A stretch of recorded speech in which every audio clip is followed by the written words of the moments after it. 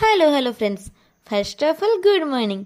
तो ये सकाल सकाल ब्रश कर आसी चाहा और बिस्कुट खाई नौ। तो शीत जेहतु टिके पड़ा बहुत शीत भी लगुला। तो आज मत हेयर वाश कर तो से मो चुटी की भलसे कुंडे नौ। तो